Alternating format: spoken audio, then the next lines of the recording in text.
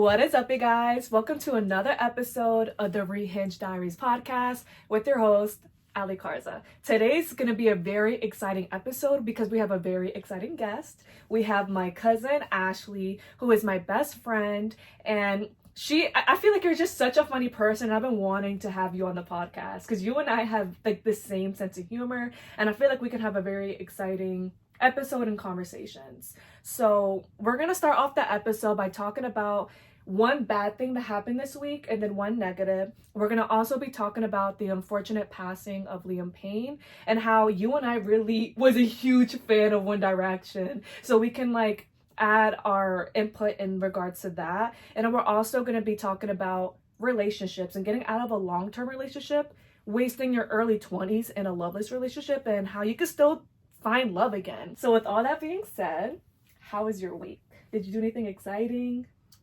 I feel like this October it's not giving. It's not giving? It's not giving. Why? It's not how it used to be. Like, you have people that celebrate Halloween way more earlier. Christmas gifts they already got Christmas in the store now. They're already trying to get rid of Halloween. And also trick-or-treating is now, it's like at most you can stay up it starts at 8? I was gonna say, I thought it ends at 8. Yeah.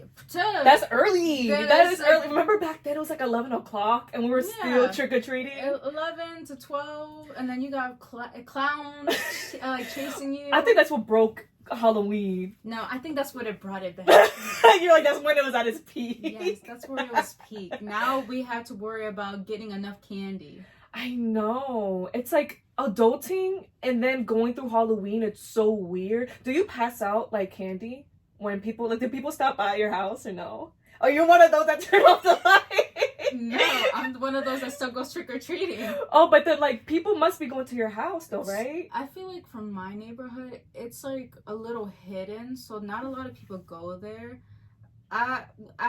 From what my sister has said, she says there's little kids that came up to her house and was like, trick or treat, but there's no decoration. The lights are out. What are you knocking for? Go home. Right. Like, I'm out here trick or treating too. Maybe you'll see me, but do you go every year still? I think like you went last year and everything. I feel like I passed as a little kid, but like when, oh yeah, because the way you dress too. Yeah, I'm like the last time I went trick or treating, I dressed up and I went to houses. I feel like they view me as a little kid, but then I forget I have a tattoo, so I'll be covering that up. But and also I went. Just it's one of those fake ones that you press on yeah, on your skin. I have the fake. I'm like, oh my god, it's not real. You're like, it's gonna wash off in a week. That, and I went to a lady's house. I was like, trick or treat. She handed me it, and then me and my friends went, and I forgot I went to her house. And she asked me, she's like, weren't you here earlier? Oh. And I couldn't tell if I did or not. I was confused too. I was like, I don't think so. That is so funny. And she gave me more. Were you ever one of those people who, because I did it when I was little, when you would like go trick-or-treating in your neighborhood and change your fit and then No, I didn't do that. Okay. Girl, I feel like they would recognize you. They should have said something to you. Maybe they were just like, poor woman, she went through all this hard work to change her outfit. I feel like they judge kids that come in like onesies and not dress up. Like back then, I feel like they would judge kids for it, and now kids don't even dress up. They pull up. They just pull up. I dressed up as from a show, and I see all these little kids dressed up and they're just on their regular pajamas. They're not even dressing up no more. Not to cut you off, but speaking of, did y'all like our outfits? You're not even showing your pajamas. Girl. She's hiding her feet because she has her dogs out. She said to wear pajamas. She did not tell me to wear pajamas. What? Does that make sense? Wear your pajamas. Wear regular pajamas. So you're thinking like bunny. I have never seen you wear that until today.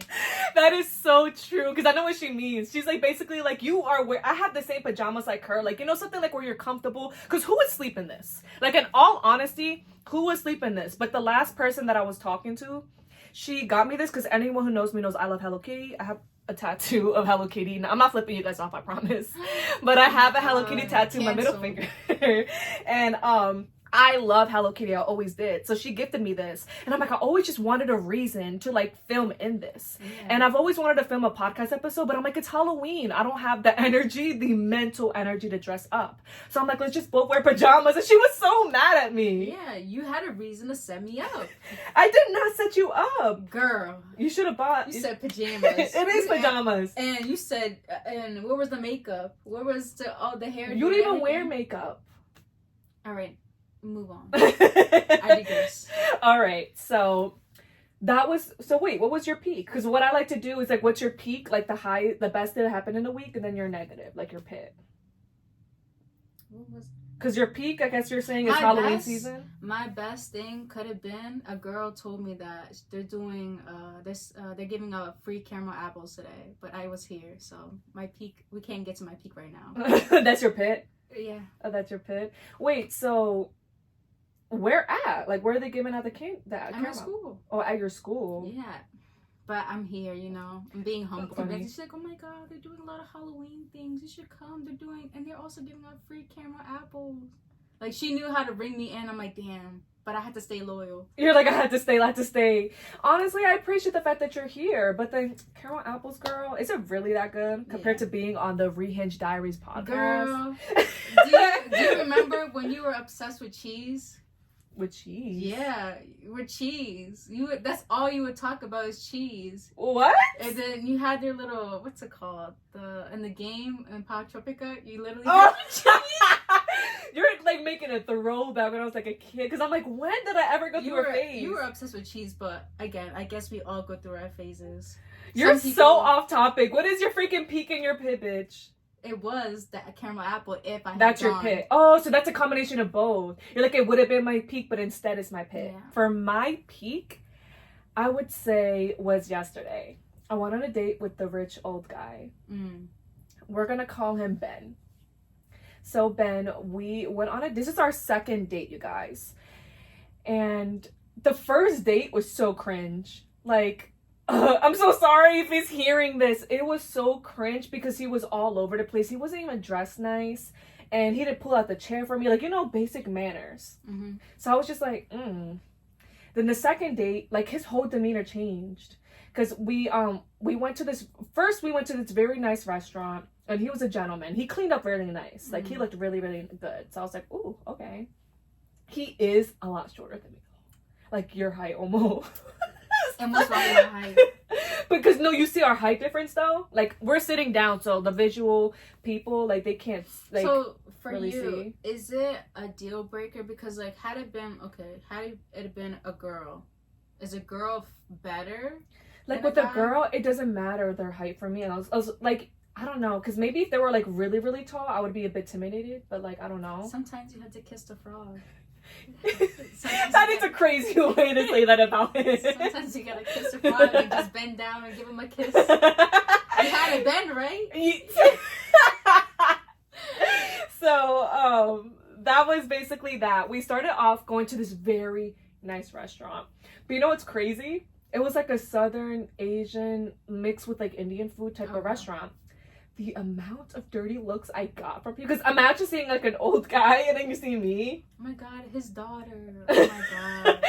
But no, like, we're like flirting obviously. So they're like, oh. They're giving us, because obviously they're going to give me the dirty look like, oh, she's a gold digger type of thing. And you're not wrong. I would have been like, I would have given you both a dirty look like Sweet Home Alabama. That's what I went through my head, but I guess that makes sense too. No, like, that's basically the type of looks that they were giving. Like, they were giving dirty looks to me and then dirty looks to him. Like, oh. Yeah, but at this like generation, I'm like, I can't see anything. It's like, that's the thing that I literally even talked about on my Instagram story. I'm like, why is everyone judging me for like going on a date with an older guy when it's like, I'm having like, girl, times are hard. If like, for me personally, for the job that I work at surveillance at a like casino. And the thing is, for me, there's a lot of times where I see like women with an older man. For me, I'm like, get that money, girl. Like, the first is coming soon. But it's like as long as you're direct with what your intentions are, people can't get mad. It's not like you're literally telling, like, no, like, I told him I loved him. We're gonna work it out. We're gonna have a family. Like, bitch, who are you lying to? Right. Who are you lying to? He can't get no more kids. He's almost gone. Yo, shut up. So it's like, as long as you're telling whoever you're seeing, like, this is what I'm looking for. This is what I want. This is what I need. And they're like, okay, yeah, I'm fine. That's all I want. And who can complain? And it's like, it's none of anybody else's business. Right. Unless you're trying to add yourself to the wheel and being malicious. But Right. So, yeah. That was just a really funny little mental note that I took where I was like, oh, we went to like this restaurant and everyone's giving me such dirty looks. So it was funny. So then after that, he's like, oh, what do you want to do after here? He's like, because the weather was amazing out. So he's like, do you want to go out for a walk? And for me, I'm like, first of all, it's too soon for us to be doing free shit, you know? Like, you gotta... So I was just like, make it work. Right. So I was just like, no. I was like, maybe another time we could go out for a walk. So then he suggested there's this huge sale at Boscov's. And I've been wanting to go there to like take advantage of this like sale because I need to buy a bunch of clothes. Do you want to come with me? I'll buy you some things. I'm like, sure. Ashley, do you remember I used to work at Boscov's? You used to work there? Remember? No. I worked at Boscov's for like a month. Oh, girl, then that's probably why. That's literally why. Because remember, I was working overnights and working there. Remember? Ashley! Girl. I was literally venting to you all the time, and you're like, you should quit. Like, you're so burnt out. How do you not remember? Anyways, as you continue your story. Ashley, I used to work there. So imagine me going in there with the old man to go buy stuff. I'm like, this is gonna be, because I don't know if, like, now that you don't remember, when I quit Boscov's, it all came down to the fact that they weren't trying to pay me enough. Okay. Remember? I feel like okay. I was like telling them, like, yo, like, there's this one girl that worked for Chanel at Mace. Well, was it Chanel? She worked for like a brand in Macy's for literally like a decade. And the fact that I went in there and I was only working a couple weeks there, and she's coming up to me being like, Allie, can you shade match this girl? Allie, what ingredient is this and that? So for me, I'm like, if I know more than all of you guys combined, I feel like I deserve to get paid more. And not only that, I was only there for less than a month, and I had so many people, like regulars, coming back already, asking me for my schedule and saying they want, like, for me to recommend them more shit. Like, I was already building a mini clientele. So I'm like, personally, I feel like I deserve more. So that's when the manager was like, no. Basically, no. She's like, the only time you'll ever get a raise if you decide to go for the manager position, but that could be you like being here for 2 years. And for me, I'm like, I'm only a month in. I'm literally getting paid $14 the hour. How am I supposed to survive off of that? Whereas my overnight job, I'm making way more. So I was like, no, that's why I quit. But keep in mind, I quit because I literally, like, I was so broke at that time. Remember, I was in so much debt. Okay. So imagine me going in there and I'm like with a rich old man. I'm like, oh my God. It was just so funny. It was humbling. I go in there and I see all of my old coworkers. I see the manager. They kept looking at me, but like, I don't know if you remember back then, at that time when I was working there, my hair was pink and black. Okay. So now that I'm brunette, I'm like, maybe they don't recognize me, but I feel like they were looking at me a bit hard, and I'm like, I know that they know. Damn, your dumbass should have brought shades or like a scarf or something. But it was last minute that he recommended Boscov's, for one. And then for two, a part of me is like, I kind of wanted to flex on all of y'all. Because I'm like, not to be an asshole, but I'm like, fuck y'all. Because they were like, the way that like I knew my worth and they were trying to make me settle for less, I'm like, fuck y'all. So yeah, that was basically that on that. And it was just so funny because we went in there, he bought like all the clothes that he needed. He's like, get whatever you want. Damn. So that bag that you see over there, I got that Calvin Klein bag. And I got a Calvin Klein bag. 'Cause at first when I went to Boscov's, that's the only reason why I agreed to Boscov's, which a part of me was like, I want to go to Ulta. Oh. But I was like, no. I was like, let me not like seem like a gold digger already. You know, let me be like, okay, I'll keep you company. I got the bag because I was like, I really do need a bag because the bags that I have are so big.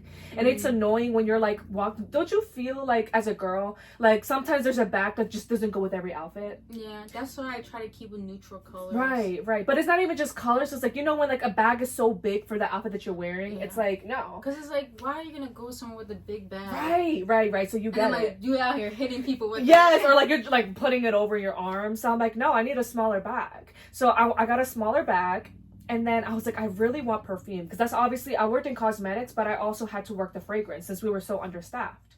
So I was like, I know like all the good fragrances that they have. So I go there and there's 3 fragrances I wanted. But then there's this Chanel one that was like speaking to me. So, and the Chanel one was like $170 for the full size. And you got it? Oh yeah, I got it. It's over there. I was gonna show you everything I got later. Just sprint it on me, and I'm out here dying. So like I got the Chanel bag. Chanel perfume. I got the Calvin Klein bag, and then I got jewelry. Like the earrings that I'm wearing right now. Dang. I got 2 pairs of earrings. I got the perfume, and I got the Calvin Klein bag. I feel like I'm missing something.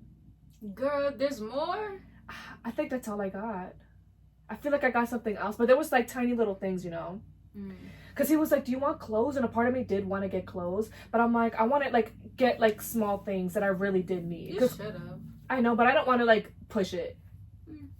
Which anyone who's listening is probably like, Ali, come on, you should have. I would have been like, you know what? You know what? If you insist. If you insist. As long as you're fine. Yeah. I'm fine. So after that, we left Boscov's, and that's when he's like, is there anything else you want to do? But I'm like, oh no, I need to go sleep because I work later in the night. So he's like, okay. So he walked me to my car and we kissed for the first time. How was that? It was just like a little peck, but I did have to look down, like you said. I was like, but yeah, we did kiss for the first time. Was it magical? The money was magical. Okay. I guess that counts. It was a bit magical because I felt like spoiled and it felt really, really nice. Overall, so what would you rate the date overall? This date, I would definitely rate it an 8 out of 10. Okay. Like, because the first one, I would rate it a 3. It was really bad. Because I was just like, no manners, nothing. But this time, oh yeah, I forgot to mention, you guys. So I was like, remember I told you how I was going to ask him for money? Mm-hmm. Remember how I told you that I was like, I'm going to ask him for $60 to help me pay for a bill or whatever. I don't know if this is toxic, so you tell me if I'm being a little toxic. I was like, okay, if he gives me exactly $60, I'm gonna ghost him a little bit. Cause how dare you not give me more than what I asked for? I don't know if that's like a little bit like fucked up, but that for me, I was like, if he gives me exactly $60, I'm gonna be a little like pissed. He gave me 100. Wow. So I think that's when I'm like, okay, he's a little magical. Little frog is magical. Little frog is crazy. So yeah, overall it was a really, really good date, and I'm gonna see him this Saturday. He said he's gonna take me to Tropicana.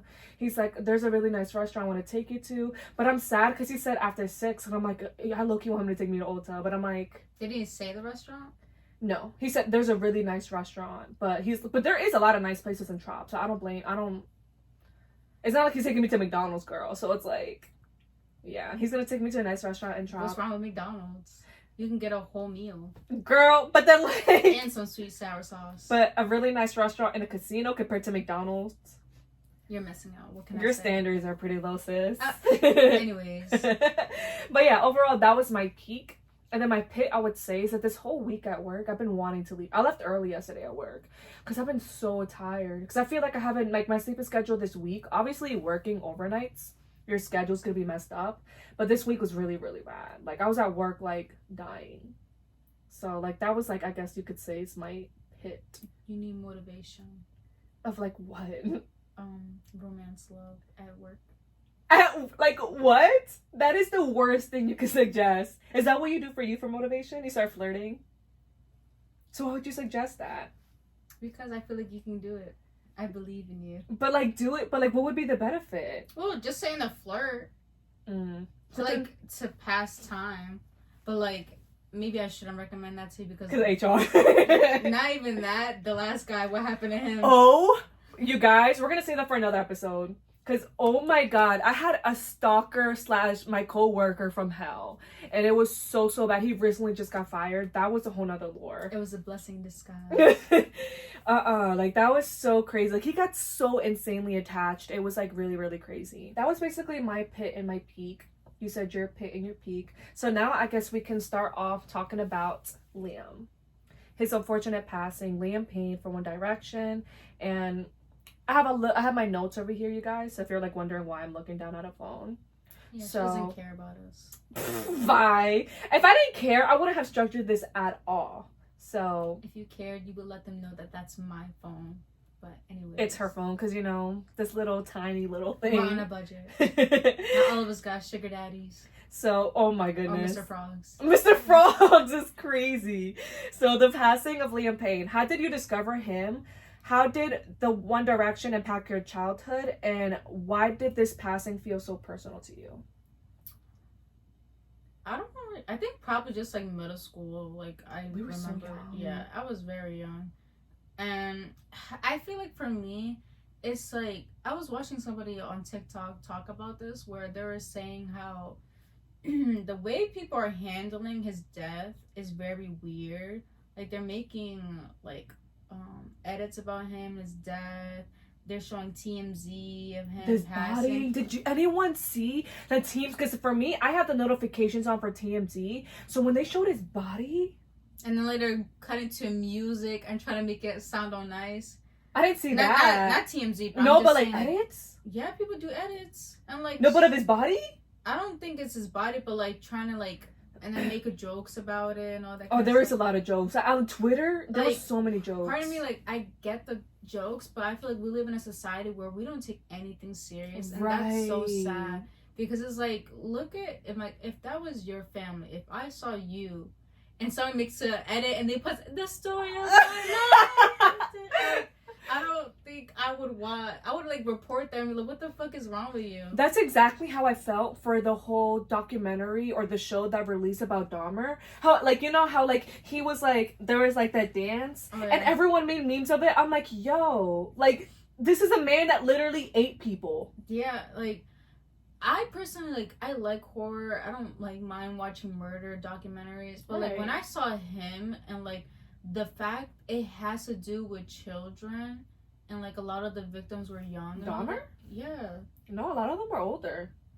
The little boy, remember the brother? Well, that was just one little boy. But yeah, but I was like, but that is still that's still awful. And like to see what happened to that boy, I'm like, to me that was traumatizing. I did not want to continue. Oh, so you did watch the whole show? I watched the whole. Yeah, thing. it was crazy. That was the only show that ever made me so scared. But that I'm like, when I see that, I'm like, why? Like I get like the documentary, it's interesting, it's like and all that kind of stuff, but it's still like the family weren't they didn't get a cut, right? No, they were so upset. And imagine they were already upset that this was released, and then imagine like you're already upset that this is released because you weren't asked for permission, but then people are making memes of like your like son like trying to fight for his life and dying. They're making memes of it, and Netflix is known to make everything accurate. So for the family to reenact like that's the same couch we had, this is the same place how it looked, everything is the same, and they have to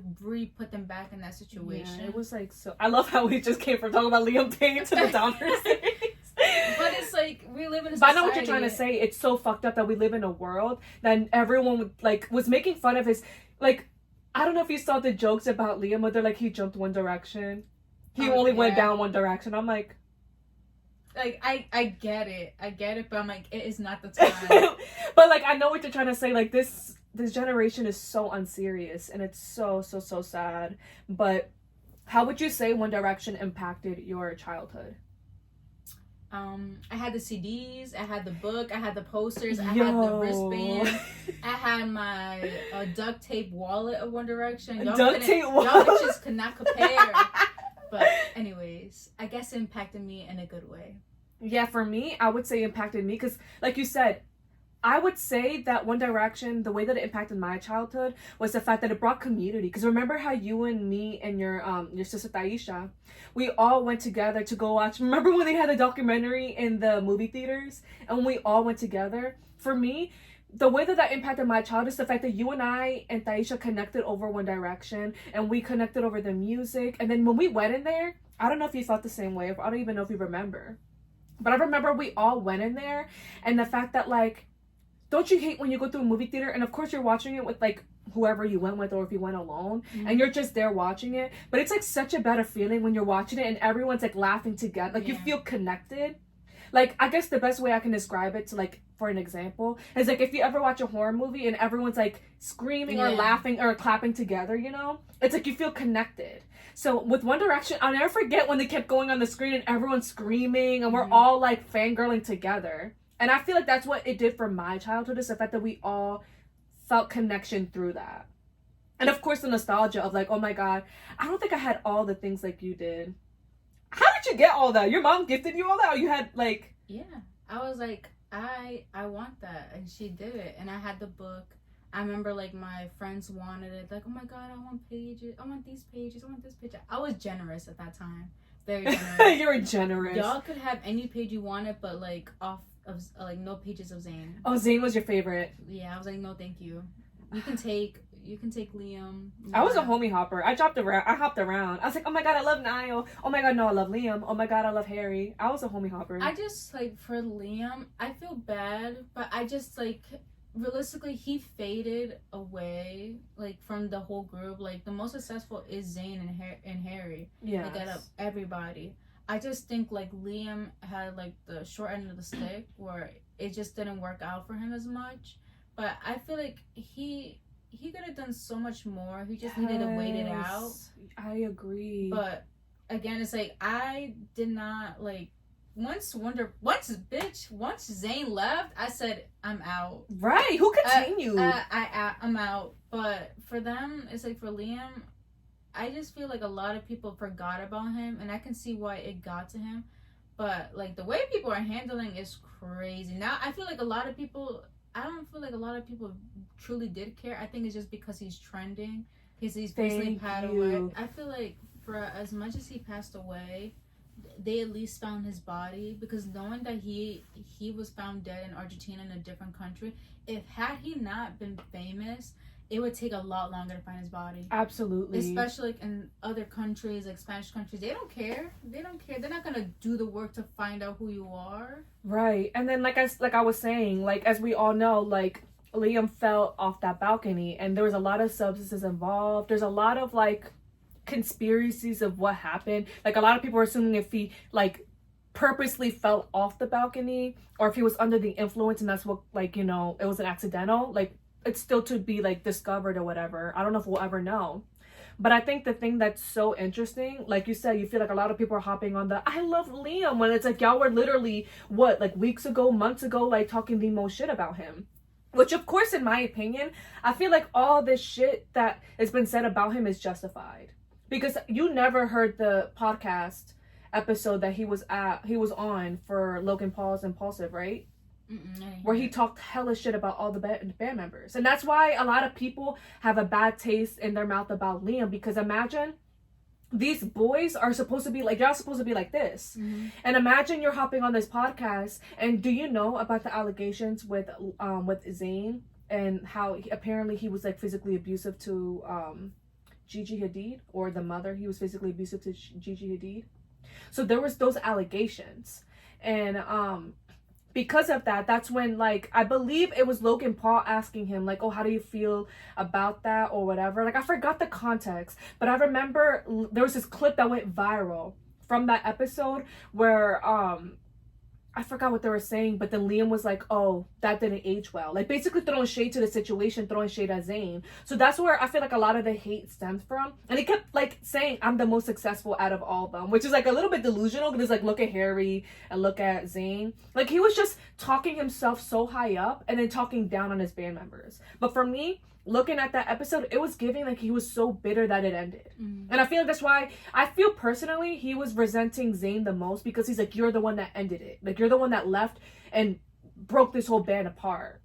But it's like, at the end of the day, nothing lasts forever. If he feel like it wasn't gonna end and he didn't want to be in it, like, that's fine. Like, eventually your contract was gonna end soon, right? So it's like, don't you think you should start figuring out what you can do by yourself and what can make you successful? Because I feel like that's what everybody else did. Right. But again, I just don't think he took the time to fully heal and really think back on how he acts and how he treats people, because like at the end of the day, I don't know them. Right. We don't know them. We don't know them. But it's like, I think it's like the way he handled it. You could be the bigger person and say, listen, we're not talking anymore.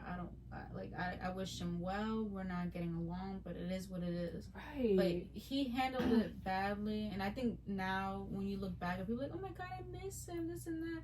I don't believe half these people. Just because, like, even for me, I don't care as much for Liam. I do, like, I love the girl. Like, I could say that. I don't wish any harm on anybody. Absolutely. But I'm not gonna see her and be like, oh my God, like, what? I was shocked, though. Absolutely, because that's, like, unexpected, you know? Because at that moment, I was wearing my Halloween costume for this year.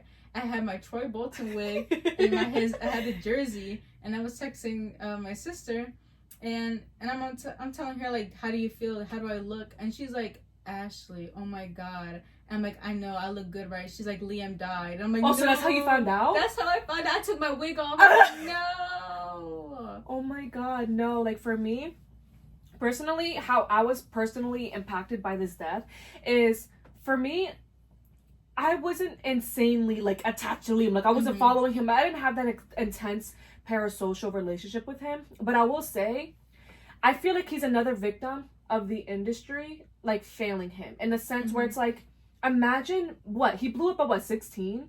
Like, imagine being a part of one of the most successful boy bands of all time.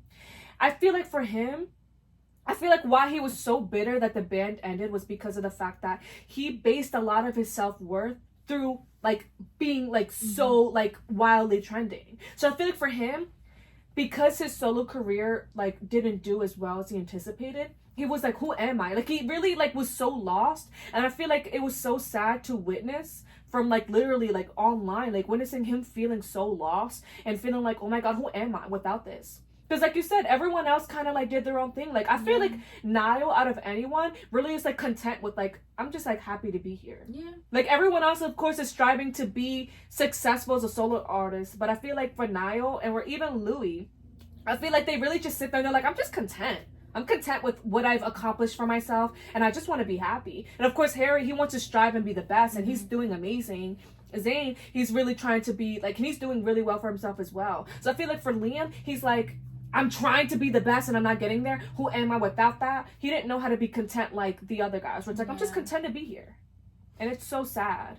Yeah, I feel like he was very lost in the whole thing. Like looking back now that everybody's re-talking about them, like, I see that, Zayn has a kid. I know he struggles with anxiety and all that, but he has a kid. I look at, there's stuff about Louis, like, he lost his mom, he lost his sister, and now he lost Liam. So it's like, for him, it's like he dealt with a lot. He's dealt with loss. But it's like, I'm sure with that group, it's like, now people are saying, like, now they had to go and reunite at his funeral. That's crazy. Like, that is so crazy. Like, they're like, they all had problems with Liam. And I'm sure, I feel like it was more like Liam's, like, inner battles. I was just gonna say, for me, I can see, like, from someone who deals with bipolar disorder, and for someone who went through a phase in my life where when I was unhealed and untreated, I was a bitch. Like, I'm sure there's a lot of people that can come out there and tell a story of a bad time, of, like, you know, bad experience with me, and a time where I was just a major bitch. Like, that's the thing that I empathize a lot. When someone struggles with mental illness and they could be a bitch, it's like, I know what it's like to be untreated and to not intentionally mean to be like that. You're just unwell. And you don't know how to, like, manage how that's like. So for me, I feel so bad in a sense where, like, not that I'm trying to justify it, because there is a lot of allegations going around that he was abusive to his girlfriend or ex-girlfriends, whatever. Well, ex-girlfriend.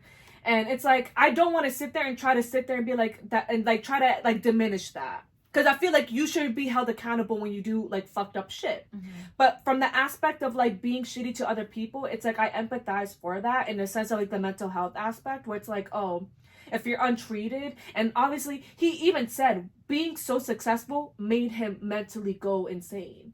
Where it's like, imagine, like, wanting to go out and wanting to be like a normal person, but your management's like, no, you can't, because you're so famous that everyone's gonna chase you down. He even said there was a podcast that he went on, A Diary of a CEO. It's my favorite, like, one of my favorite podcasts. And he went on there. He's like, I became an alcoholic because I was so famous that my manager's like, you're not allowed to go out because you're so famous. We're going to have to get security. It's a lot. So I'm just going to lock you in the hotel room. And what do they have in a hotel room? Bars.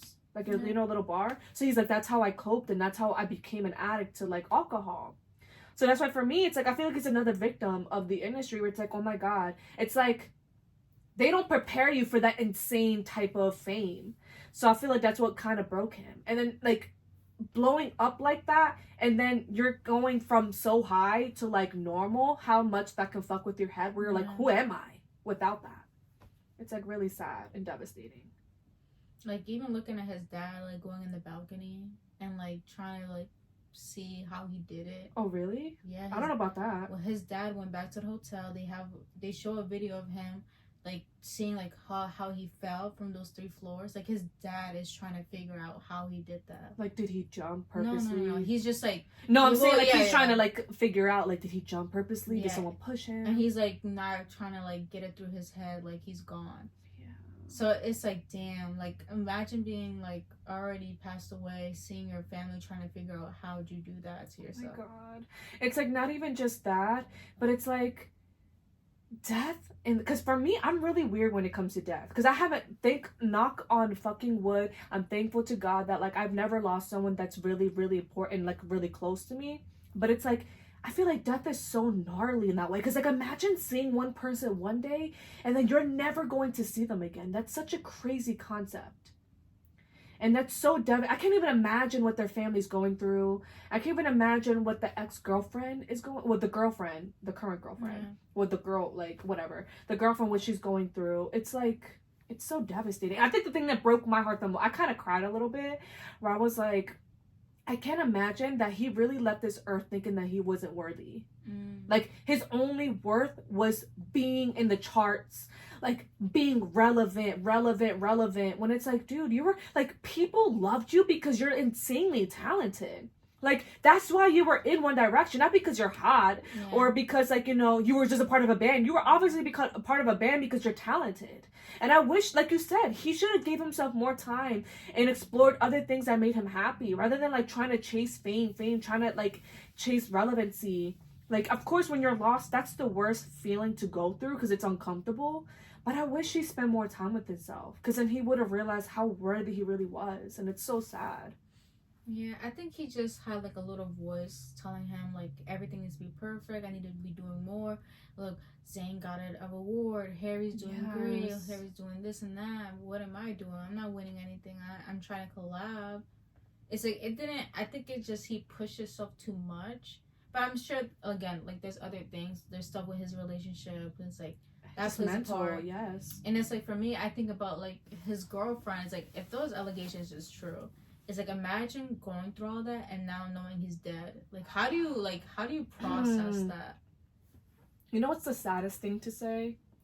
I don't know if you saw. I don't know if it's fucked up for me to bring it up, but it's just, let's have a conversation about it. But when he was, like, because you know how the girl posted TikToks how she was leaving, so that's what left him to be alone. Because you know how they originally were together in that hotel, but then she left early. I forgot why. I didn't keep up, but she left early. Point blank, point period. This is why he was alone. When he was alone, it was said that when he was erratic and acting out, because you saw the pictures of, like, the hotel room, right, where there was, like, drugs and punched, like, a TV, whatever. It was said that he had 2 prostitutes in there. Like, 2 sex workers. So I'm like, can you imagine the girlfriend? Like, having to heal losing your boyfriend and then, like, finding out that betrayal. So he hooked up with 2 prostitutes and then just killed himself? Well, we don't know if he, like, you know, unalived himself. But he, like, what was happening is that I think they were in the hotel lobby, and it was said that he was arguing with 2 sex workers. Like, apparently they were, like, mad because he wasn't trying to pay. But, you know, he's in an erratic state. Like, who knows what's going on? But just the betrayal of, like, knowing. But that's the thing. It's like, how would, in that situation, like, how would you handle it? I think, like, I'd be so angry, but so sad because you still lost him, you know? Like, I feel like if she stayed in that situation with him, she knew all his issues. I don't think, like, okay, yes, like, that's fucked up for what he did. But it's like she knew what she was getting herself into with him, and I think like realistically, you knew in the long run this wasn't gonna last. Well, we don't know what the girlfriend dealt, because we know what the ex-girlfriend, she came out and said that he was really toxic and when she dealt with him. But the new girlfriend, we don't know what they were like behind the scenes. How long were they together? I don't even know. Or the ex-girlfriend, I don't know. Like I said, I didn't keep up with Liam. So it's like I just knew of his battles with addiction. I feel like the new girl had a little bit of the stuff. Like, come on, like. Well, she probably obviously knew that he was in recovery. Because like to have a drinking problem, like all that aggression, all that not taking accountability, all that shows. And for him to be cheating, I don't think she's like, it hurts, but like, damn, he's gone. It's like there's no chance to give reassurance, like everything's fine. There's no time to check to see like did he do it with them, did he not. Was it just talking for loneliness? Probably not. Right. Why was there the TV messed up? Why was things on the floor? Did you do it? Did they do it? It's like a lot of questions of what if, what happened. Right. It's so devastating.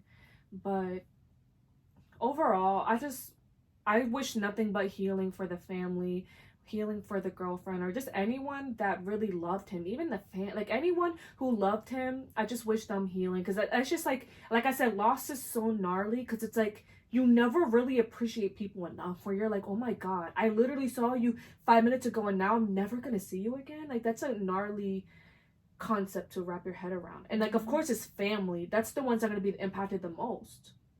Because I'm sure his mom, too, I'm sure she's going through it. Everyone. It's, like, unfortunate. So, oh, yeah, it was also even said that I think it was days leading up to his unfortunate death that his record label dropped him. So a lot of people think that's why he was, like, because imagine, like I said, imagine feeling like you already failed as a solo artist, and then imagine you're like, oh my god, my record label just dropped me. This must mean that I'm really not good enough. Like, it's like I said, I really feel like he really died thinking that he wasn't good enough. And it's like, there's so much he, like... I know, I agree. He could have done... He could have, like, just been having a podcast. I just think that, like, the alcohol played a big part into, like, not pushing him to where he needed to be. But it's like, again, like, since he's, like, gone right now, it's like, I hope he learned. Like, I always think, like, I hope that when people pass... they learn the lesson and like don't hold any more grudges or anything like that to themselves, because like that was a lot. But it's like I think he just needs to he needed to remember that you came from like X Factor. You I'm pretty sure he failed the first time and then came back and then got it. So it's like if you failed the first time, you came back, now you're in a boy band, you had good years. It's like, don't you think you should give yourself a pat on the back and realize like you did I made it. You were a part of the most successful boy band of all time. Doesn't that show you proof that you're talented? It's like so devastating, because from us we can see that, but from him he's probably like it's not enough. And that's the worst thing ever. Like for him, it's like if he didn't if he was so worried about fame and stuff like that, like I would have just had a simple life. I would just bought a house. That's what I'm saying. Like everyone, like I said, like when it comes to Niall and Louis, I think they're the two where they're just content. Like they're like, I'm not trying to reach the charts or anything. I'm just content with where I'm at. Yeah, what's the rush? And I wish he went down that route, just being content. And if he did, but then for me personally, I feel like Liam was always he was always meant to create. And I think that's probably where his struggle lies. Where he's like, I want to create, but I want it to be successful. But you're losing the purpose of why you're creating. You should be creating because it feels authentic to who you are. And it will resonate with people. Not because you want to reach the charts. Because then that's just like, what's the point? You're never going to feel fulfilled. It's so sad. Yeah. But yeah, that's everything in regards to Liam Payne. So now we're going to talk about relationships. So you unfortunately are going through a breakup. So give the listeners or the viewers some backstory. You were with this person for how long? Oh, we're gonna go in detail? No, just like give them a little rundown so they know. Like you were with them for a couple years. Yeah, we were. You guys met each other at what age? Because you're giving them an insight of how long this was. Dang. So it's been like 4 years. But how old were you when you met him? 17 or 18? Yeah, you were in high school. So she was in high school when she met him. And you were together for 4 years, you said? Mhm. And then, yeah, you ended a long-term relationship. So, Yes. So give me advice. well, first of all, you ended a long-term relationship. What does that feel like to you right now?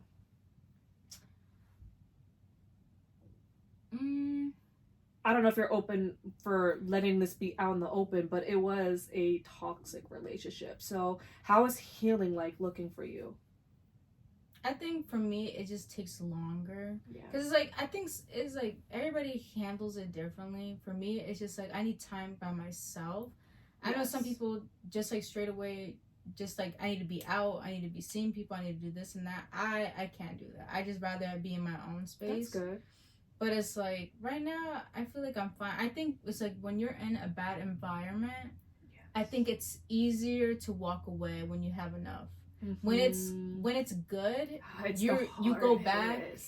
So it's like when it's bad, it's like it's so basically you're saying you're like it was so much easier when it's like to the point where it's like, oh my god, it's too bad. Yeah, too bad, no return. Yeah, that's so unfortunate. So what are you now noticing as you take time to look back in the relationship? Like, how's no contact with this person feeling like to you? Like, what do you know? Like, when I say, like, you don't have to get too descriptive when I say, what are you noticing looking back? Like, for me, I'll use myself an example.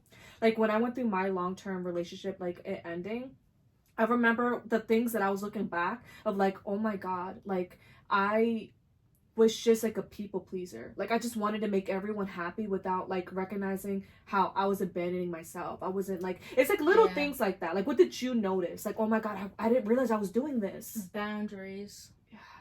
Boundaries. Can you give us an example? Like, you don't have to be too descriptive. I think like because it's like you let people walk all over you. You don't let them. You tell them no. Like, if you keep doing this, I'm not gonna keep putting up with it. And then you let them in, like, okay. Yes. And then you really like hit the nail on the fact that when you're like, oh, it's crazy when it's a toxic relationship when you're like, it's good. So if it's good, then you're not gonna leave because it's good. Like, you know, because you know when you have your moments where it's shitty, but then it'll go back to being good, so you won't leave until it's so bad that you're like, I have to leave. And I think the saddest thing is like having to experience it being so bad instead of just being like, I need to leave. Yeah, and like for me, it's like I have to learn the hard way. Me too. You can't just be like, oh my God, like he's no good for you, like leave. I'm like, no. Like, for me, it's like, I'm gonna give you 1,000 chances, 1,001 chances, 1,002. Like, for me, it's so bad. I hate that part of myself. That I'm like, why do I need to let it get so bad to the point where, like, for me, I don't know if you feel the same way, or I don't know if you deal with things like I do. Where it's like, I feel like for me, I had to let someone make me hate them for me to leave. And it makes me so sad, because it's like, now I just hate you. Honestly, when I used to talk to people, I would get to the point where I would try to make them find a way to hate me so they would leave. Oh, you were the opposite. I would do it that way. So I'm like, okay, so like, so you want people to leave you? I would rather them say I'm the bad guy. But like, I tried this time around to whatchamacallit, I tried doing it the right way. Like, hey, like, let's just end this in good terms. I've tried to do the same thing too. Like, I wish you the best. But I was like, this is not healthy. I wish you the best, but like, I'm good. Like, I'd rather be by myself. Like, I'm losing myself being into this. I felt that. They said, no, thank you. And just spiraled. For you and I had two different breakups, because for you, it was more like the person wanted to keep being with you, but you were like, I need to leave. Whereas for me, I need to leave, sorry. Whereas for me, it was like the opposite, where it's like, I was the one holding on to the relationship, yet it was so toxic. And then he's the one that like ended it with me. And I feel like for me, I was holding on to an idea. Because I felt like I attached so much of my self-worth to the relationship until, like I said, I had that realization of like, I literally wasted 4 years of making someone so happy, yet I am so unhappy. You like, when I took the time to be by myself, I blocked out so many things that he done to me. So there was like, so then when you had the like look back, you're like, I look back, there was one point like he wanted to break up with me and I was begging. Like I blocked that out.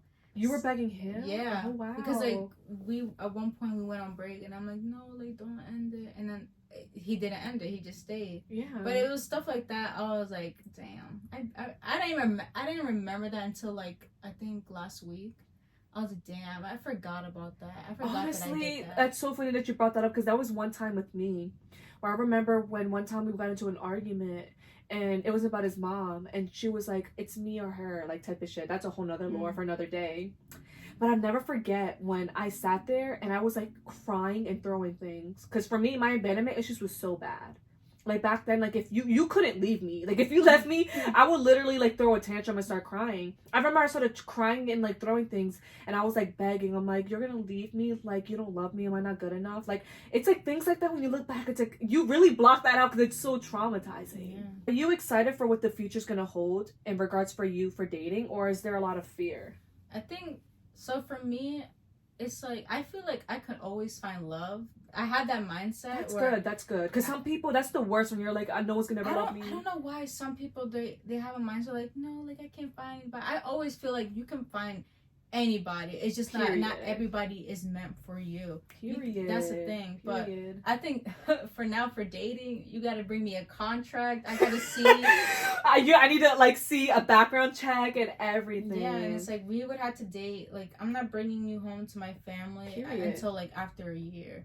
After a year, then I'm like, okay, like you better put on your best show, right? Because you had a year to prepare, right, and to prove your worth. Yeah, but never now. Right. So it's like when it comes to like you said, like when you get into a relationship, you said it's gonna take a year for them to meet your like parents and stuff like that. What about sex? Like, how long are you gonna make them wait? Have you ever been the type to like are you the type to like care? Like some people do within the first day, or you're like, I'm gonna make them wait. Like what's your mindset? So because you've only been with one person. That's gonna be interesting. You like being with it's like for me, it's like I had to date someone to do it. I'm not in a rush. Right. But it's like I would tease it. Okay. I can tease. But I'm not someone. You're like, I'm gonna be all talk. No, I'm not. I'm not like I'm a Christian. Oh, okay. You're not like gonna be like I'm gonna wait. But I'm not in a rush because like from being with somebody for that long, it's like it's not important until like we had to have that conversation of where is your drive? Yeah. Do you have a low drive, a high drive? And if you have a low drive, like are you gonna be like accommodating? Realistically. It's like if you know you don't have a high drive, don't be surprised when your partner doesn't feel the same and then they're expecting more. Because like you're torturing your partner, but I don't think people understand that. Like for me, honestly, I 1,000% agree. Because you and I related to that where I was like with my ex, it's like for me, anyone who's kept up with me thus far when it comes to my podcast, you would know that I'm very hypersexual. Like I have like a really high sex drive. And with my ex, I really do feel, I don't know the lore behind that. Because, like, you and I experienced that. Like, obviously, like, anyone experienced it. When they first date someone, your guys going to hook up a lot. Because you're in the honeymoon phase. But when the phase ends, does it really mean that, like, is it really possible that a guy has a low sex drive? Or does he not in love with you anymore? Because with my ex, I'm like, we used to do it a lot. And then there were times where, of course, when you, like, live together, you're not going to want to do it all the time. Because it's, like, always just there. But there was times where I'm like, I really just felt like he did not want to do it with me anymore. I just wasn't desirable to him anymore. For me, I think, like looking back at it, I don't think, like, if someone doesn't want to do it enough, I don't think it's a deal breaker. Like, I get it because, like, when people have kids and all that, they're not doing it anymore. They're going to bed. And we're tired, we're old, we're rotting. Right. But I think, like, if you're not going to, like, show, like, again, everybody's love language is different. Some people are physical touch, some people are gift giving, but it's like if you know your love language isn't physical touch, what are you doing to reassure your partner that, or to accommodate them, like you said? Yeah, because it's like, okay, if you don't have a high drive, that's fine, but like I have other love language. Like, are you gonna give me flowers? Mm-hmm. Are you gonna take me out? Like, what? Like, are gonna make me feel appreciated in other ways? Yeah, because like you don't like. At least for me, it's like I've seen it a little bit, but I think around the end, I only got most of it, all that love when it was near the end. That's always how it is. Like to be getting flowers. And like the beginning it was the love bombing, like the extreme love bombing, and then it's like it just comes down to like it not ending because you guys are holding on to facade. It's like so sad. Like I just kept holding on to like things are gonna change. I feel like everyone goes through. It's gonna change, like it's worth it. But when someone doesn't take the time, when like it's like you try to take the time to understand why someone works the way that they work, and you tell them like, hey, like you're fucking it up. Yes. Like you need to get it together and you're fucking it up. Like, do you realize what you're doing in front of people? And then they don't care. Right. So they don't care, people staring, they don't care how they treat you. Then it's like, for me, it's like it's draining and I don't have the energy for it. Right. It's just I can make love with my pillow, like it's okay. Your pillow is crazy. Times are changing. But that's very interesting. So what did being in that toxic long-term relationship in your high school / early 20s feel like, and how did it change your outlook on love? For me, it's like I know some people like, well, I've been in multiple situations, so now I know. Yeah. I think for just being with someone for that long, I have a better idea of what I want. Period. So it's like right now I'm not in a rush, and it's like for being someone for like 4 years, going to 5 years, it's like I definitely have to be strict on my boundaries. Like this Absolutely. Is what I want, this is what I don't want. If you show me these signs and you check that all those checklists, like right. I gotta go. Like it's better off we be friends and right. just leave it like that before it gets worse. Right. But like again, nobody wants to be friends now. Nobody right. wants. For me, I'm like, I don't want to be friends. Leave me alone. That's my problem. Like, for me, like, when someone hurts me, I'm like, I don't want to fucking talk to you. Like, it's so rare when I still want to talk to someone because they prove to me that their love to me was genuine. Because, like, for you, would you get with a friend? Like, a long-term friend? Like, what do you mean? Like would that, for you? Like a guy best friend? Yeah. Like a guy best friend of many years when I pursue a relationship? Yeah. Like, are you comfortable with breaking that friendship and exploring a relationship? You know what's so funny how you brought that up? My coworker, that would be so scary if he's watching this. Oh, okay. So, like, coworker. I was just going to say, but, like, he's my best friend. Okay. That's what I was, like, getting at. He's my best friend. And we're like this. Like, there's times when we're at work, I'll say something, and then we'll say it at the same time. Like, we're mm-hmm. so close. Like, he is my best friend. I love hanging out with him. But there's times where I get subtle vibes that, like, he likes me. And for me, I'm like, please don't fall in love with me. Just play stupid. I'm like, for me, I'm trying to play stupid. And two, I try to repulse him. Because for him, he's like, he hates hookup. He's the opposite of me. He hates hookup culture. He hates, like, going out. Like, he loves to just be alone and play video games. Like, he's very introvert. Like, we're just so opposite. So for me, and he hates, like, people that are very, like, promiscuous, I guess you could say. So for me, it's like, I feel like I try to, like, repulse him and mm-hmm. be like, oh my god, I like fucked so many people, like I did blah, blah, blah, blah, blah. Something about her. And I feel like he's like still like trying to like, I don't know. So for me, to answer your question, I cannot explore something with him because I would hate for our friendship. Like he's like one of my favorite people. But is it like because you like, for me, is it because you already put him in a category? Like, I put people in categories. Right. Like, if you're just this, you're this, and it's hard to get out of that box. Yes. So, but it's like, if he, let's say he wasn't, like, imagine he does go out. He does do certain things. He is in hookup culture. Would he, like, be able to change your mind? It's like, don't get me wrong, I thought about it. That'd be so crazy if he, like, listened to all this. But it's like, I thought about it sometimes because I'm like, oh my god, like, he's so cool. It would be, like, in a perfect world, it would work. But at the same time, for the goals that I have for myself, it's a giving like what I did with Will, where it's like, I don't think he ever had the balls to like tell me to my face, like, hey, the life that you want for yourself long term isn't what I want. Mm-hmm. Like, I don't think he had the balls to say that because I feel like he knew that's like a heartbreak. Of course, it's a heartbreak. And I feel like he was afraid to hurt my feelings saying that.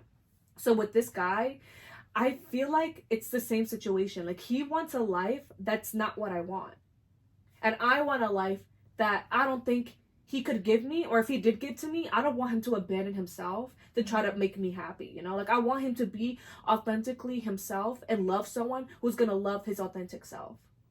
So it gets sad because there's times I think about it. I'm like, he's such like, oh my god, he's like my best friend. In a perfect world, it could work. But I'm like, I don't want to lose our friendship, and I also don't want to be friends with guys and have them think that my only worth as a woman is to be pursued romantically. Like, why can't we just be platonic friends?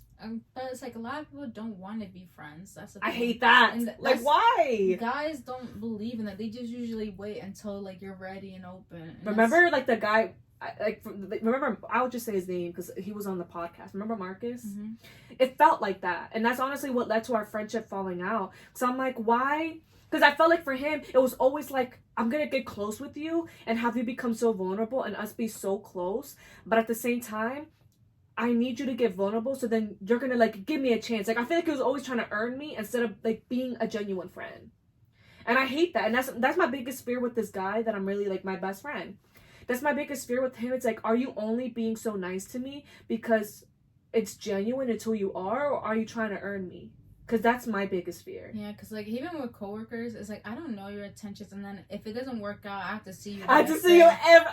That's why for me, I don't know how people hook up with their coworkers. I don't know, because it's like for me, it's like it has to be a relationship. We gotta. Yes. It's like there's no breaking up. Right. We gotta stick together, or you gotta quit, or you gotta quit. I better see a ring next month. I can't have them thinking like we broke up. Right. Because then it's humiliating. Yeah, because it's like I took a chance doing this, and now you're telling me we're done. There is no done. Right. But oh my god. But no, that's like a big risk, because it's like, especially if you know you're not gonna leave that job anytime soon. Yeah.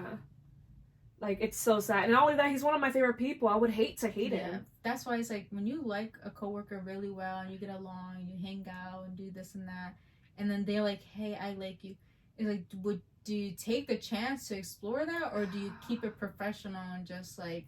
My biggest fear right now is he gets bitter, or like, not bitter, but like, what if he gets like mad at the like idea of like, oh my god, like, my biggest fear is that what if he tries to shoot his shot and like it ruins the friendship, you know? Because you know, what if he's holding back and he's like, oh, you know, I need to take that leap of faith. Like, what if I shoot my shot and it becomes something, or if it doesn't? Because then, you know, what if it becomes so awkward afterwards that the friendship can't be the same?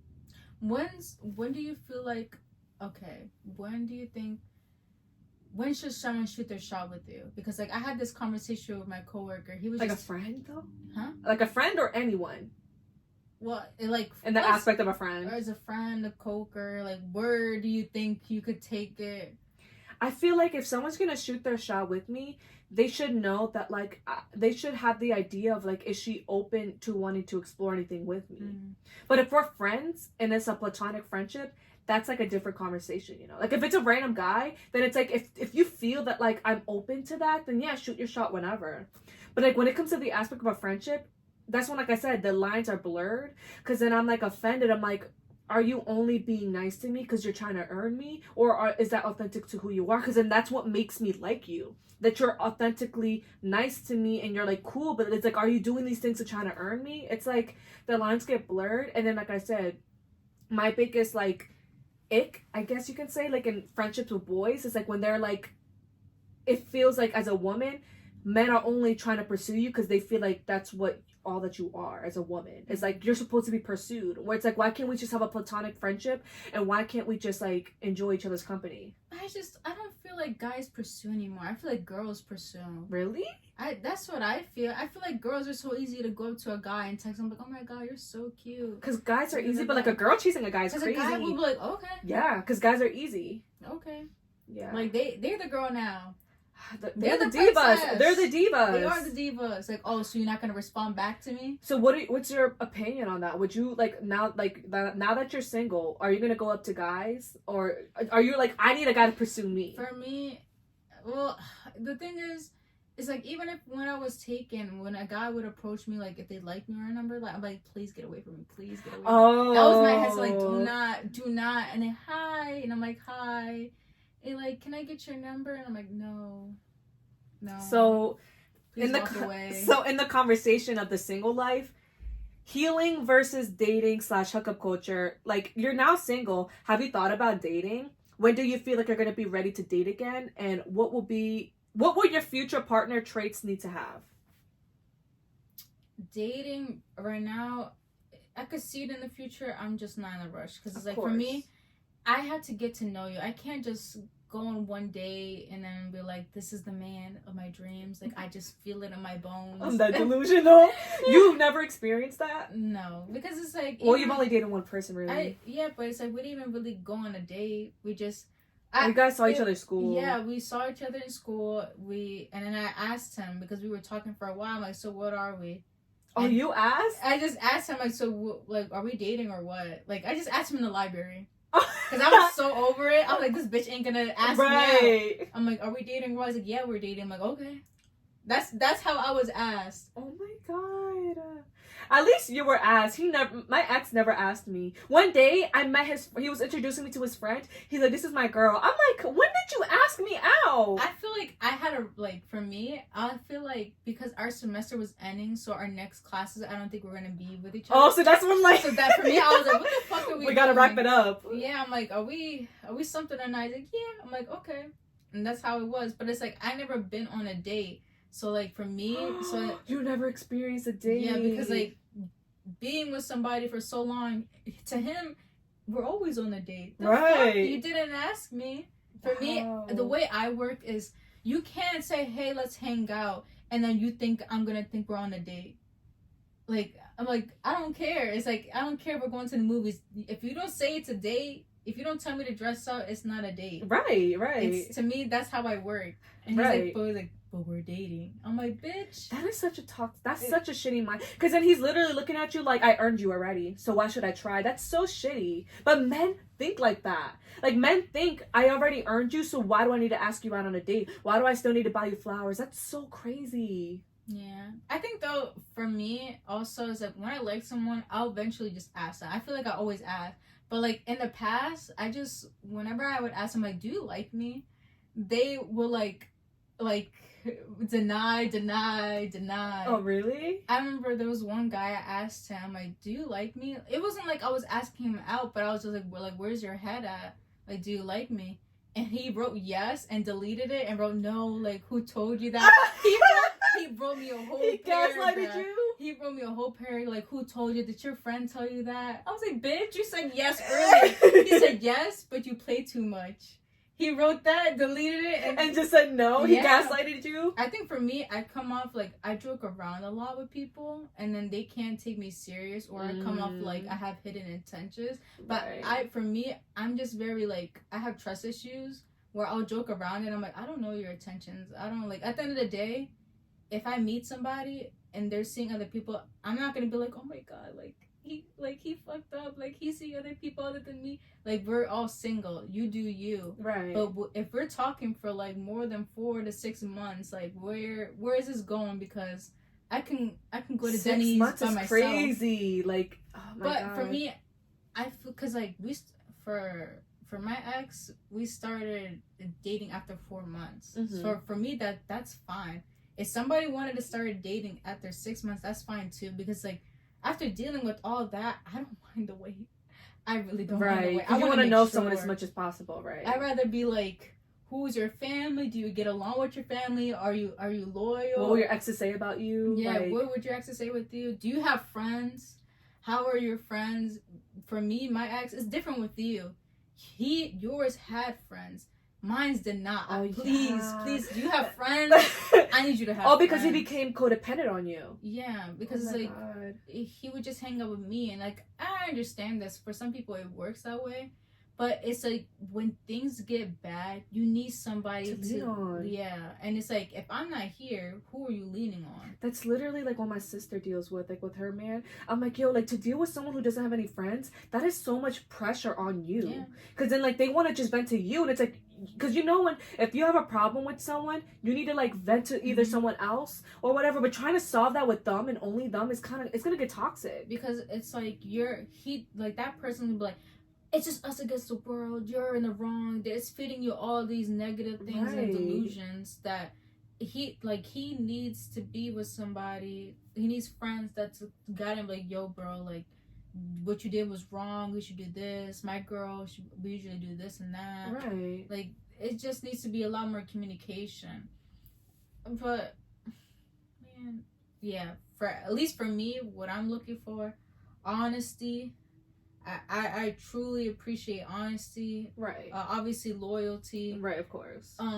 Goals. I can't. Goals, you and I dealt with someone who didn't have goals. They didn't have goals, and like you can't say you have goals and you're not pursuing it, because at the end of the day, I want somebody who's gonna push me just as much as I push them. Period. Because I feel like I'm someone that I can push somebody else, but I want that in return, because like you said, you like feed your whole thing into other people, taking care of them and all that. So I need somebody like that. Pour that back into you. So that I need somebody who's independent, because nowadays it's like I don't want to be around people that much.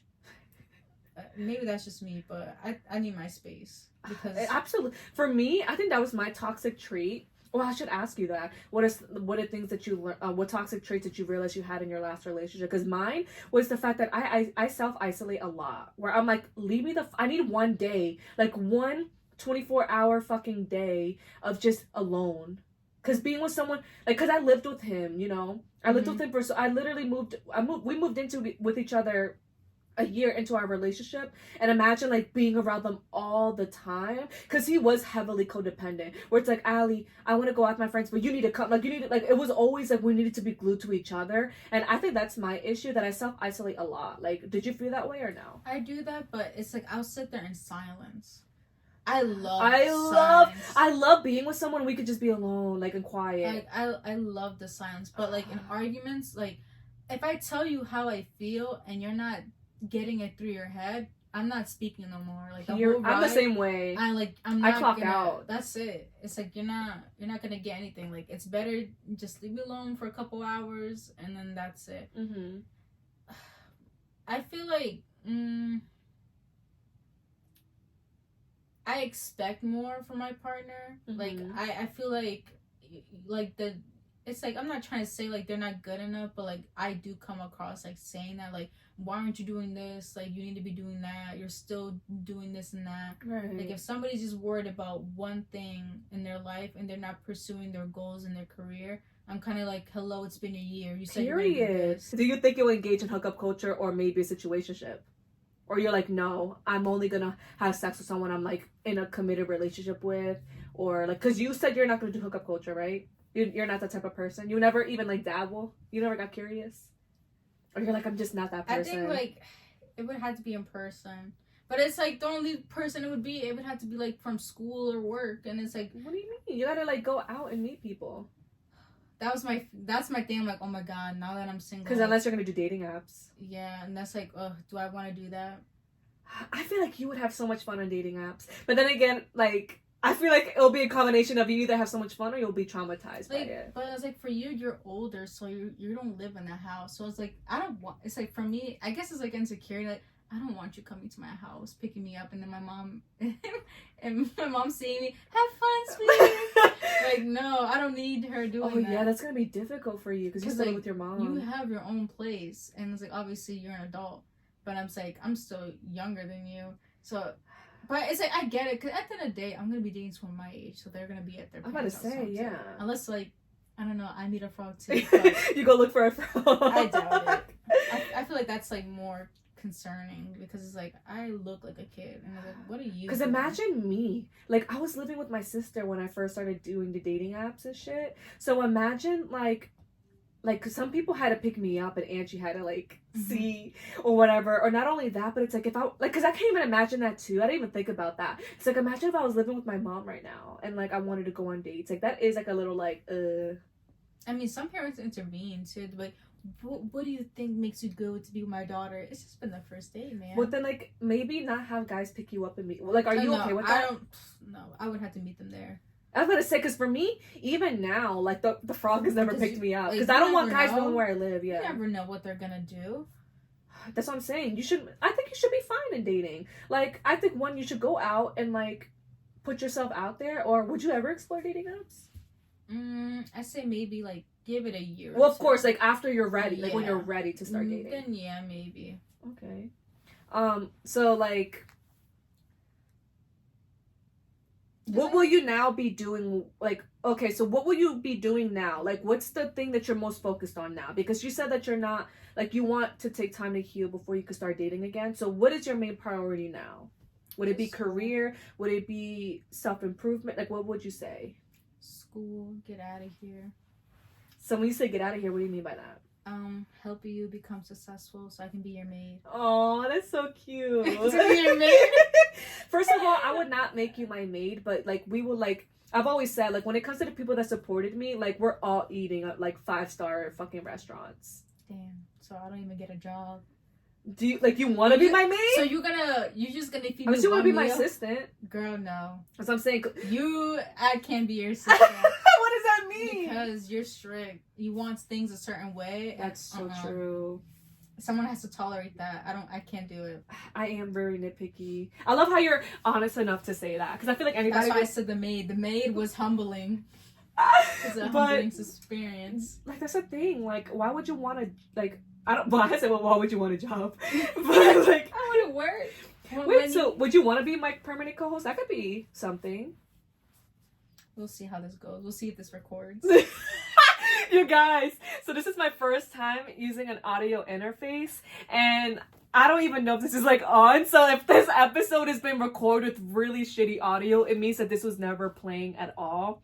But I think for this weekend, I'm going to spend time trying to figure out how to make this work. So the next episode, hopefully, if this does work or not, the audio will be good. But I would love to see you return back into the podcast because there's so many things we could talk about. There's so many like childhood stories that we can share. Or we're both in the realm of like dating. So it's like we could like tell our stories. And who knows if the frog sticks. Stories? Who knows if the frog sticks. And and you get married. And then he becomes the co-host. Can you imagine him being the co-host? That would be crazy. Or who knows? Or I don't know. Because you know what's so crazy? When we were on our first date, he was talking to me because he has 3 daughters. I don't know if I told you that. He has 3 daughters. That was the one that you went on a date with? Who did you think I was going on? The one that's not the birthday that passed. But that's the frog? Why are you calling him a frog? What does that mean? I thought the frog means he's an old man and he's short. Well, they're both old. I don't know the other one. The one that his birthday just passed. I never met him yet. With the kids? He's but old? The kids, he's old. With the 3 kids. Okay, so we need to call one like Kermit and the other one Mr. Frog because I can't keep up with them. Yeah, so basically the one I went on a date with, he's the one that sent me money. The other one, like we haven't linked up yet. Okay. But yeah, I said, I'm just trying to see which frog sticks. I hope you mean linking up, man, like linking to like a text message. Wait, what? Linking up. What do you mean? Why are you linking up with these old men? Hanging out with them. Okay. Yeah. Just want to make sure that's what that meant. Oh, not sneaky link. Yeah. Girl, I'm not giving up this cooch to anyone. They gotta invest. They gotta invest. Say, you sure it works? No. You sure it works with them? No. Because can you imagine? Because then they're gonna be like, I don't have to give her money. I just got what I wanted. I mean, to be fair, though, like, the amount of old people that I have worked with where they have still the energy. Wait, what happened? Like, in my job, like... Oh, they still, like, are freaky? Yeah, like, the things, like, when, like... my job when I have to check their phone to do something for them, they don't hide anything. Oh yeah, you said you saw nudes. Yeah, I see their nudes. Somebody left their wallpaper of their wife's chest on there. And they're old? Yes. And I'm like, what do you expect? You hand that to me. You hand me your cracked screen and you hand that to me to help you with to print out something. And that person's naked. Honestly, I don't know if this is fucked up to say, but that would be so flattering if someone had my nudes as their wallpaper. That being said, you said within a year you feel like you're going to start dating again? Yeah, I'm not in a rush. You're so much better than me. When I started dating after 6 months, and I was going to say, because you asked me what was my advice to you for dating, I would say, 1, don't do what I did and start dating after 6 months, because I went celibate for 6 months after my breakup, and then after that I started dating, and I think that's why I got so attached to the first guy I hooked up with, which was the situationship. I think for you though, it's like you're not gonna have the same experience with me just because like you already have a disorder. So at the end of the day, the way you view life, I'll never experience that. Like the way like I looked up of how you guys deal with pain. Like, it physically hurts. Oh my god. So it's like, to me, it hurts, but it's like, damn, like, I can get up. You're like, Allie's a weak bitch. She cannot stand up. I can. No, but it's like, I looked and I'm like, you guys really do feel it. And I'm like, dang. We feel everything intensely. That's why I say, for me, it's like, I guess it's not, like, yes, a lot. Like, if I explain to what happened and, like, in detail, like, it's a lot of messed up things. But, like, for you, it's like, had you gone through all that, like, you feel it. My god. In it and then out of it, you feel I really thought I was gonna kill myself type of shit. Like, it was so crazy. That's why for you, I kept asking you, are you okay? Like, you literally look like you're fine. Yeah, but it's like, for me, it's like, I do hold it all in. Aww. But it's like, right now, it's like, I'm fine, but it's like, I don't like to think about it. Like, there's still stuff, like, I think now every photo is deleted on my phone. I swear to God. Oh, you went in. I think everything's deleted, but I think, like, my Snapchat is like, fuck. No, Snapchat, I gave up. Like memories will come up, and I'm like, I gave up trying to delete everything. I was literally, because it's 4 years. Before I came here, I was playing Plant vs. Zombies. Yo, you still play that? I haven't played that forever. On my DSi, and the first shit that pops up, you know how you get that memory? Oh, yeah. He took a picture of his face on my DSi. I had to delete that picture on my... I had to literally delete things off of my DSi. Like, it went that far. Oh, my gosh.